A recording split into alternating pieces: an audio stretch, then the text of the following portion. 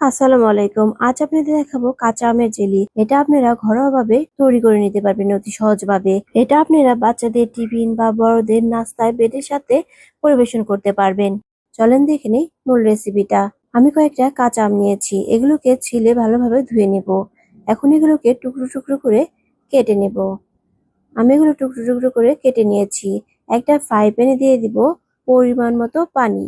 এগুলো দিয়ে এখন আমটাকে ভালোভাবে সেদ্ধ করে নেব। আমটা সেদ্ধ হয়ে গেলে এগুলোকে নামিয়ে রাখবো। আমি ছাঁকনি দিয়ে ছেঁকে নিয়েছি। আমাদের লাগবে পানিটা। আমটা আপনারা যে কোনো অন্য কাজে ব্যবহার করে নিতে পারবেন। এখানে আমার 3 কাপ পরিমাণ পানি হয়েছে। আমি এগুলোকে দিয়ে দিচ্ছি চুলায়। এখন দিয়ে দিব 3 কাপ পরিমাণ চিনি। যতটুকু আপনারা পানি নেবেন ওই পরিমাণ চিনি নিতে হবে। এখন এটা দিয়ে ভালোভাবে নাড়াচাড়া করে দিয়ে নিব।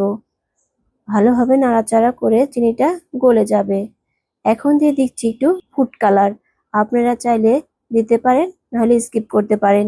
এখন দিয়ে দিচ্ছি 1 চামচ লেবু রস। লেবু রসটা প্রিজারভেটিভ হিসেবে কাজ করবে। এখন এটা দিয়ে ভালোভাবে নাড়াচাড়া করতে হবে। যখন দেখব একতারের মতো হয়ে গেছে, তখন আরো 5 মিনিট জাল করে নেব।